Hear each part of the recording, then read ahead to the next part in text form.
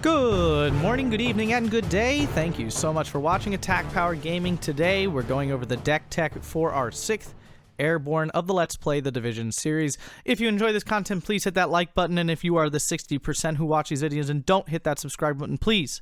It's free for you, and it does a lot for me. It really helps the channel out. Hit that subscribe button. Let's dive right in.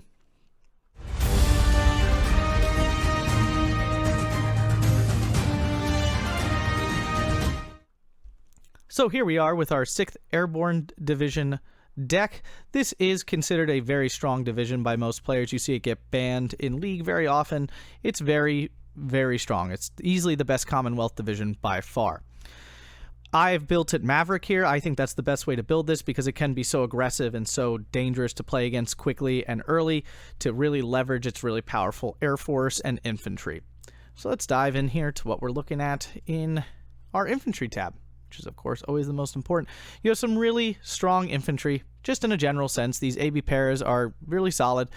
10-man squads. You get Brens, which are automatic rifles, meaning they can fire within, that 100-meter distance, which means they continue to add to their firepower even at close range.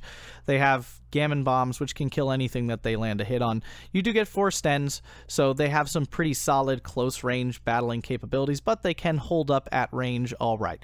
They definitely won't stand up to a Panther Grenadier at range or anything, but they can defeat anything in a woods, basically. They're very, very good close, not anything, but they can beat any other rifle infantry in a woods. Very strong. Then you have these AB Canadian paras, and they get Willy Pete's, which are basically Molotov. I think they're better versions of Molotovs, actually. I think they're stronger. They're very strong. They're just a full-on close-range fighting sort of unit. Then you have AB paras with Piats. I hate Piats with a passion, but sometimes you need to be able to reach 200 meters instead of having to go up to 100 meters. So the Piats do stuff. And in the game I played here, you do see that the Piat actually lands a hit on something. It's miraculous. It's a moment. Put it in the history books. And finally, the really strong and well-known Oxen Butts, which are basically their pioneer sappery, whatever you want to call it, thing for woods. They get double Bren though, so they're even stronger at range too. Very good unit. Another card of AB and paras in B, you get these Grenadier Volt, which are kind of these are more line infantry really because they have double machine guns, so they're actually a little bit stronger, I would say, than the AB paras straight up. So these, I put them in B because this is where I really want to have those numbers of them. And then another card of the Piats, and finally a C card of, they are vetted. You still get 24 even vetted. So, I mean, that's really great in C phase. Also, you want to make sure that you use the CMP transport, not the Bedford. Why? CMP goes 80 kilometers, Bedford goes 60. That is a massive difference, and you have plenty of CMPs to go around, so do not, I repeat, do not put your guys in Bedfords. That's a really bad idea. Oh, also, the leader here to, obviously to continue to pump these guys up. Getting them to 2-star, and if you have the Commander 3 is really, really strong. Hopping into the really strong recon tab here, we have snipers. Snipers are great. I always take snipers. Snipers are really good. And of course, they come in the Jeeps, which means they're going to get to that front line really, really quickly. You get the Tetrarch Little John. Only A phase. You can get 1 or 2. I've decided just to go with the 2. It is really quite effective even, I've decided to go with the 3 of them, okay, with 1 veterancy. They are very strong because they have these Little John guns, which are 130 millimeters a pen at 1,000 meters range and fire, well, in this case, 17 rounds a minute with space 70% accuracy, 69% actually, extremely strong. The only issue with it is the damage is 4, so they have to land 3 hits on a tank to kill it. Something just to keep in mind with these Little Johns, because you also have these Daimler Little Johns too, which have the exact same gun. I mean, they have no armor. Neither of these units have armor, so don't expect them to hold up. But if you have 2 of these, you can absolutely melt basically any enemy. They're very, very dangerous. That's why I have 2 cards here in B to get 12 of them so they can last a really long time, and I can really sprinkle them all over the place. So when you went into those tank divisions, these kill tanks, so use them. Use them wisely. They have other options here. The Pathfinders are okay. I mean, I shouldn't say okay. They're solid. They're a 10-man squad with a Willy Pete. It's very solid. So these are definitely a good infantry option. You don't really need more infantry, which is why I didn't take them. Scouts, I hate these 4-man scout squads. They don't do anything right. They don't fight infantry right. They don't recon as well. Nothing about them is good.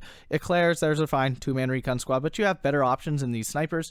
And then AB normal scouts here, which are also okay. 5-man squad with a gammon bomb. I mean, it works, but it's not better than these options. But you do have a fair number of 2-point slots, so you could definitely get them in there if you wanted them. Armor-wise, Tetrarchs, took them double vetted in A, because if I'm going to bring them, I might as well bring them big. And you're only losing 2, so it's worth bringing the double vet, because then they're firing 20 rounds a minute, and they also have 75 millimeters of pen, so they can pen Panzer IVs and stuff quite effectively and very accurately. Then your only card of like tanks, which is your Cromwells here. Be careful. I mean, they're not slow, but they're not really super fast either. They're fine. They're solid. They cannot pierce the 100 millimeters of armor of, say, like the bigger Sherman. So just be aware of that. And we'll have trouble battling things like Stugs, especially because they only have 1,500 meter range. They're not firing that fast, and they at maximum range, they will not pen a Stug. Even though it's 90 millimeters of armor, the pen drops off, and they only have 70. So just be aware. You can't take Challengers till C, and I don't see my spell spending 90 points on a Challenger in C phase for 3 points. So that's why I didn't take these, but these are very strong. Obviously, they're basically a glass cannon. They'll kill anything, but they die really easily. Support. I got, of course, the flamethrowers. We got a card of Vickers, the Centaurs, which are their long-range 2,000-meter support gun, commander, and some supply. That's really all you have to choose from. You don't really have much more to work with. Anti-tank, usual British anti-tank tab, 6-pounders, 17-pounders. Great options. There's absolutely nothing wrong with these. You do have this AB Pack 40, but you only get one, and to me, it's not worth a card. An entire card for just one of these. I just don't find that worth it. And Piats are so bad, I don't even want them. And of course, my infantry actually have some Piats on them, so no reason to take these separately. Anti-air, quite weak because you don't need it, to be honest with you, but you take the Polston. I take the Polston, the 20 mil, just to have something here in A, and the Tri-Polston here is solid. I mean, it's a triple one of these, so it can definitely stop stuff.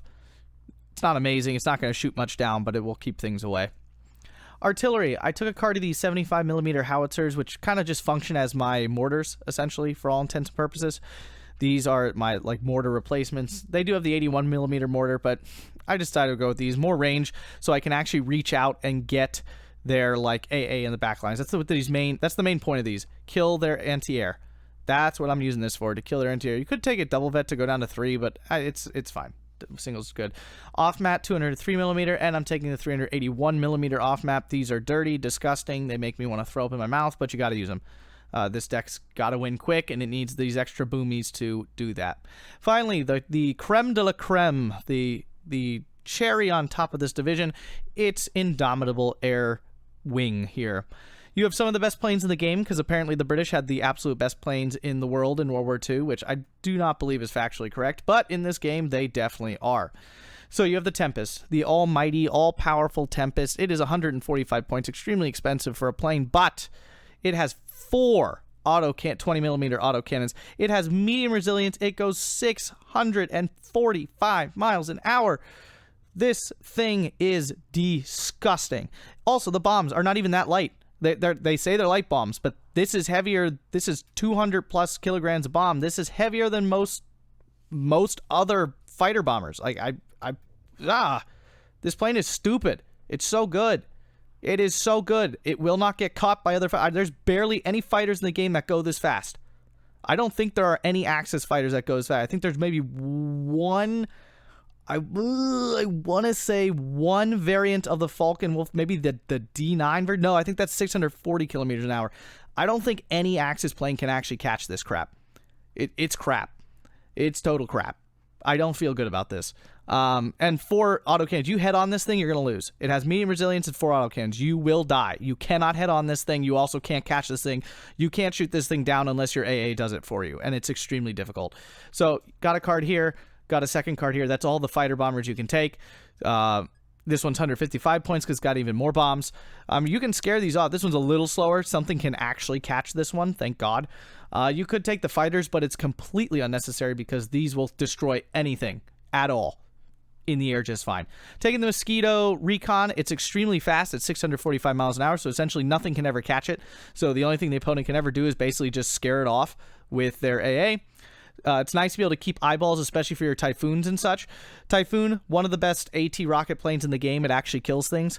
It's got 850mm rockets. This will pretty consistently kill the things it shoots at as long as it's not suppressed. It goes really quite fast. This can be caught, though. Just be careful. Much easier to kill this than the Tempest.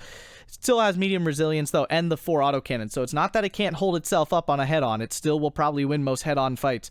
But in terms of getting behind it and attacking it, you can actually do that. You can actually kill these things. So yeah, took Typhoons in both A and B, and Tempests in A and B, and then just the recon. Fighters are kind of unnecessary in this deck because, again, your fighter bombers are everything your fighter is with bombs. They're slower. But do you need your plane to go 680 kilometers an hour? Not really, to be honest with you. So yeah, how to win with this deck? You're going to see it in the game I play. Use and abuse your Air Force. This is disgusting. It's unfair, and it makes people not want to play. Use it. Your infantry win in forests and stuff. Keep them tight. Keep them close to enemies.